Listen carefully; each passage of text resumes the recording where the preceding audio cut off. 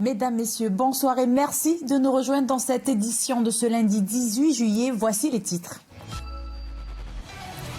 2 mois après les premières mesures du gouvernement pour lutter contre l'inflation, nous nous sommes demandé si ces décisions ont des effets réels sur notre portefeuille. Une enquête à retrouver dans quelques instants dans cette édition.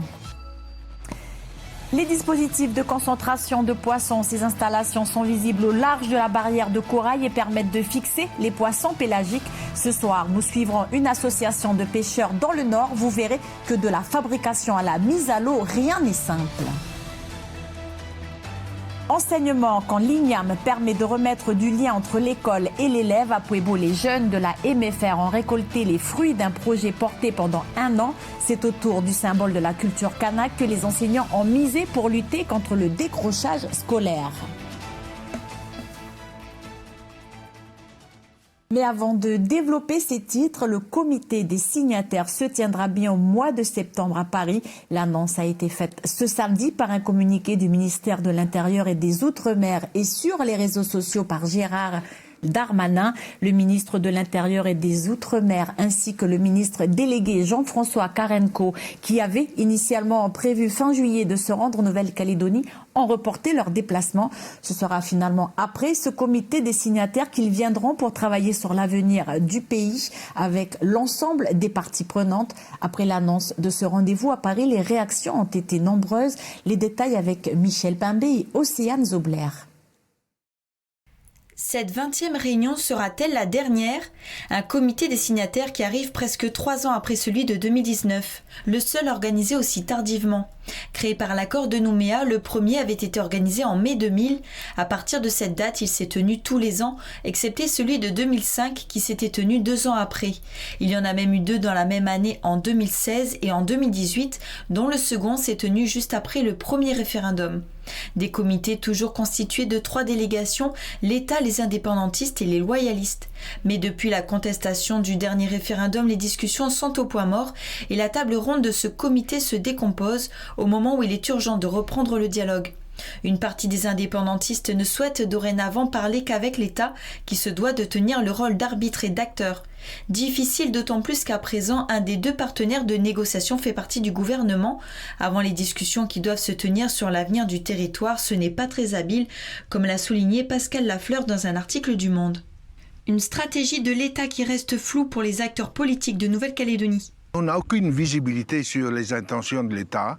En tout cas, le nôtre, c'est celui qui a été dicté par le Congrès du 7 et 8 mai à ND, où nous avons dit, après les élections nationales, présidentielles, législatives, après la nomination du nouveau gouvernement Macron, nous allons engager avec l'État les bilatérales. Nous sommes sur ce calendrier-là. Je pense qu'il aurait été préférable qu'une mission préalable vienne en Nouvelle-Calédonie rencontrer les différentes parties prenantes de manière à organiser au mieux ce comité des signataires, de manière à faire en sorte que tout le monde y participe et que l'ordre du jour soit calé. C'est un peu comme ça que les choses se sont toujours passées. Et donc je suis surpris qu'il n'y ait pas de mission finalement qui vienne en amont de cette réunion prévue en septembre. Ça permettrait surtout déjà de satisfaire la demande, entre autres des indépendantistes, de rencontres bilatérales. C'est une demande forte exprimée par les indépendantistes. Et je pense qu'il aurait été peut-être opportun que ces rencontres se tiennent en amont de ce comité des signataires. Enfin, je suis surpris de la non-communication du ministère de l'Intérieur, en tout cas du ministre de l'Intérieur, sur les événements tragiques qui se sont produits à Angers ce week-end. Je profite de l'occasion pour adresser condoléances aux familles endeuillées. Je suis surpris aussi de la communication du ministre concernant le dossier calédonien. Il y a visiblement un changement de braquet, un changement de stratégie au sommet de l'État entre il y a 2 semaines et aujourd'hui. Une rencontre était prévue la semaine prochaine, normalement, que le ministre de l'Intérieur vienne discuter avec les acteurs politiques calédoniens. Ils remettent au goût du jour le comité des signataires qui, lui, a été abandonné pendant les 2 années précédentes. Un changement de stratégie globale qui laisse poser quand même certaines questions. Mais il est trop tôt aujourd'hui pour dire quoi que ce soit. Nous n'avons pas encore reçu d'informations ni d'invitation à ce comité des signataires. Nous, on n'a pas l'habitude de pratiquer la politique de la chaise vide. Si nous sommes invités, nous irons. On attend d'avoir le sujet de la discussion, comité des signataires. C'est pour parler de l'accord de Nouméa qui est en train de s'achever. On aura le temps, je pense, d'ici le mois de septembre, d'en discuter avec les structures internes de notre mouvement politique. De son côté, dans un communiqué, la Confédération loyaliste Ensemble en Nouvelle-Calédonie se félicite de l'organisation d'un comité des signataires début septembre prochain et, je cite, qui viendra clôturer l'accord de Nouméa et la séquence des référendums successifs. Fin de citation. Et dans le volet économie, ces derniers mois pour lutter contre la cherté de la vie, près d'une dizaine de mesures a vu le jour. Alimentation, énergie, autant de postes de dépenses qui augmentent et affectent le budget des ménages calédoniens les plus modestes. Loin de la frénésie des grandes annonces, nous avons pris le temps de nous pencher sur leur efficacité. Ont-elles vraiment des effets sur les plus petits porte-monnaies? Une enquête de Océane Dacunia. Non mais c'est difficile de faire un caddie comme ça, oui. J'ai envie de demander c'est quoi le KPC, parce que il y a du picot, quoi, parce que là, il n'y a rien qui change. Je pense que ça sert pas à grand chose, ça change pas grand chose en tout cas pour moi, donc je pense que ça change pas grand chose pour tout le monde en fait. Les mesures pour le pouvoir d'achat s'enchaînent mais ne parviennent pas à convaincre les consommateurs. À la caisse, l'addition est toujours salée. L'alimentation et le carburant représentent un tiers du budget des foyers les plus modestes.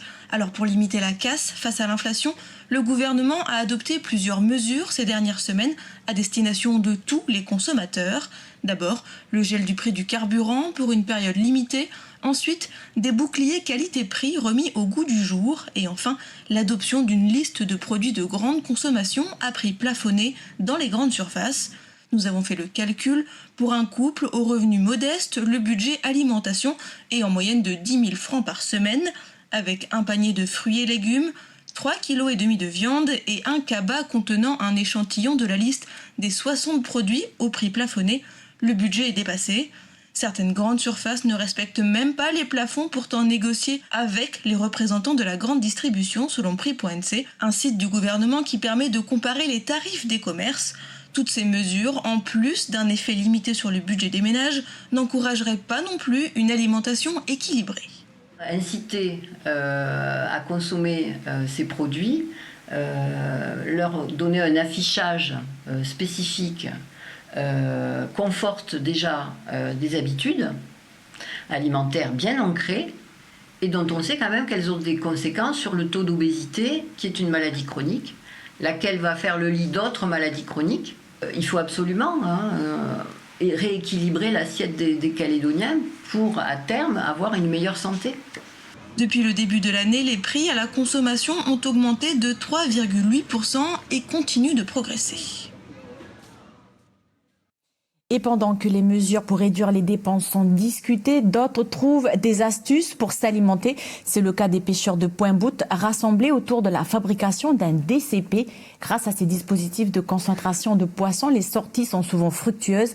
Si ces engins de pêche sont efficaces, leur mise en place reste difficile.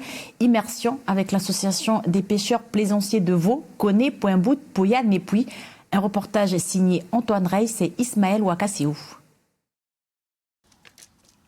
Yannick et Jorel sont en pleine fabrication d'un DCP. Objectif du jour, relier 3000 mètres de corde en réalisant une épissure. Un vrai savoir-faire de marin. Ce sont des années d'expérience pour trouver la bonne méthode et faire le choix des bons matériaux. Et un DCP coûte à peu près 500 000 francs pour un DCP. Quand le matériel, parce qu'on a les entretiens aussi.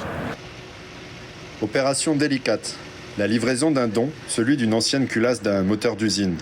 Ce bloc, de plus d'1 tonne, servira d'ancrage. Reste à bien le fixer sur ce radeau fabriqué par l'association. 4 heures seront alors nécessaires pour acheminer ce DCP en pièces détachées jusqu'à la zone des 2000 nautiques en face de Pointe-Bout. Depuis le début de l'association, c'est quasiment le 20e DCP qu'ils posent. Leur expertise et connaissance du montage fait d'eux des référents en la matière. Quelque part, on a pris le relais de la province, puisque la province, les premiers DCP ont été payés par la province et fabriqués par des gens du sud, de Nouméa, notamment des commerçants qui vendaient des cordes, etc. Et le Le problème, c'est que les DCP, au bout de 3 mois, 4 mois, ils disparaissaient parce qu'ils étaient faits avec des moyens, pas des moyens financiers, mais des moyens de cordes, etc., qui n'étaient pas à la hauteur. Les derniers assemblages sont faits. Tout est en place. Le corps mort est lâché. Il faudra un bon quart d'heure pour arriver au fond. Il reposera à 2000 mètres de profondeur. Oublie pas, ça coûte devant comme ça. Pas ça coûte devant. Opération réussie. Dernière vérification pour l'équipage. 9 bouées, c'est dans l'eau. Ouais, c'est bon. On a tous nos DCP en place et puis juste à attendre que les retours des mecs pour le. Si ça il marche bien, si on la place au bon endroit. Puis voilà. Le DCP sera matérialisé par un point GPS, puis communiqué à la province Nord et rendu public. Si le dispositif reste sous la responsabilité de l'association, il est impératif d'avoir au préalable l'accord de la province avant son installation. Écoutons Nathaniel Cornuet de la Direction du développement économique et de l'environnement de la province Nord.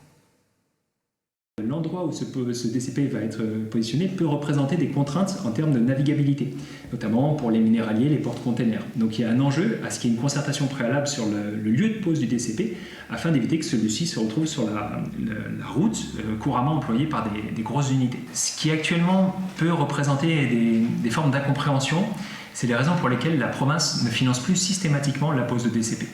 Donc là, on l'a expliqué, dans un cadre contraint au niveau budgétaire, nous avons tendance à prioriser les demandes qui émanent de pêcheurs professionnels. Cependant, il est tout à fait possible que ces demandes soient concertées avec les pêcheurs plaisanciers de la zone, comme ça a été le cas récemment sur Koumak. Nous avons trouvé un arrangement intelligent avec un financement provincial, mais un appui des passionnés de pêche dans le montage des DCP. Souvent, ces pêcheurs plaisanciers ont une connaissance technique énorme et un vrai savoir-faire, et donc nous avons réussi à trouver des arrangements qui ont permis d'installer des DCP sur zone. Enseignement à présent, c'est la concrétisation d'un projet pour les enseignants de la MFR de Puebo.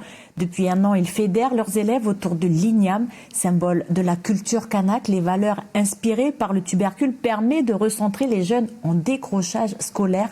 Natacha Ogui, notre journaliste du Grand Nord, a suivi Mayol et ses camarades en pleine récolte. Regardez. Est-ce qu'il y en a qui ont déjà tiré tous leurs ignames à la maison? Non, pas encore. Voilà, parce que là, on va rentrer dans la période où on commence à préparer les champs. Et puis, il faut savoir que dans certaines régions, comme à Bondé, Pimbois, c'est toujours le grand chef qui nous donne le signal à chaque fois. Préparation du champ, planter. Ce bilan est le dernier que Mayol et ses camarades de classe déterrent. Il s'agit de la variété Poagara. Ce champ a été planté en 2021 par les précédents élèves. L'objectif du projet Ignam serait approprier la culture et améliorer le comportement des élèves. On essaie de trouver un moyen culturel pour sensibiliser les jeunes au bon respect, le respect, la politesse, l'humilité. Voilà, donc on a trouvé que l'igname c'est un symbole par rapport à notre culture. Dioun Tchèch, envoyé civique à la MFR, suit le projet depuis plus de 6 mois. Il a remarqué un changement chez les plus jeunes. On dirait qu'en faisant plus de chants dans leur journée quotidienne, ils laissent un peu leur stylo. C'est bon, hein. Ça y est, ils commencent à se enraciner vers la terre. Le comportement, il change aussi, ils écoutent. Une fois récoltés et lavés, les ignames sont stockés. En tout, 13 variétés ont été étudiées en cours. Ici, les élèves pèsent les ignames tout fraîchement récoltés, une étape importante dans le projet. Ils vont retravailler en fait l'igname, mais en maths, voilà, sur les poids achetés et puis avec les poids des ignames qu'on a récoltés. Si ça peut leur donner des idées sur les variétés qu'ils voudront mettre en place après, soit uniquement pour cultiver, pour manger, ou bien s'ils veulent faire du commerce avec. Après la pesée, Irénée, leur éducateur, leur apprend la technique de la fragmentation. Donc lui, il a choisi une variété, donc on a inconnue, on a des deux là. Donc on va essayer de faire des semences de 300 grammes. Non, on va faire multiplier cette sorte parce qu'on a peu ici à la MF. C'est la vie folle, comprends-toi. Je viens de savoir là tout à l'heure. Tu sais, mais si avec mes parents, on n'a pas une variété, Il n'y a pas beaucoup, mais on peut faire la technique là. Dans 1 mois ou 2, ce sera au tour de Mayol et ses copains de planter leur bilan d'igname. Du sport, avant de nous quitter, la sélection A de football féminin de Nouvelle-Calédonie est au Fidji pour le tournoi de qualification Océanie à la Coupe du Monde 2023. Le tournoi a commencé hier pour les Cagous face au pays organisateur. Défaite 3-1 face aux Fidjiennes. Qu'est-ce qui a manqué et que faut-il changer avant le match décisif de mercredi face au Salomon? Adrien Espinoza en parle dans quelques instants avec Marielle Auchas, la capitaine de l'équipe calédonienne, et Michel Berbèche, le sélectionneur. Donc rendez-vous juste après ce journal. Puis, comme tous les lundis soirs, vous avez rendez-vous avec les documentaires Anuramboro, Kiev en feu, Maïden se soulève. C'est le film à découvrir à 19h55. Dès la fin 2013, d'importants rassemblements s'organisent en Ukraine pour exiger la destitution du président Yanukovych. Le 18 février 2014, dans un contexte de tension très forte, la situation s'aggrave et la grande place Maïden, au cœur du Kiev, devient un véritable champ de bataille. Voici un extrait.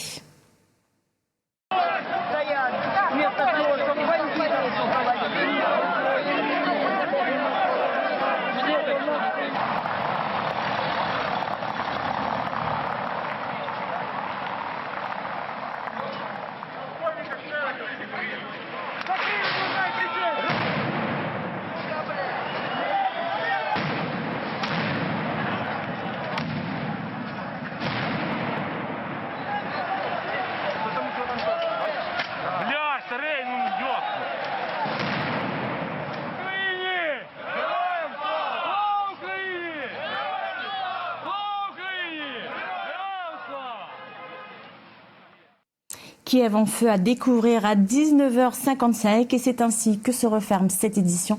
Je vous remercie de nous avoir suivis. Belle soirée sur Calédonia.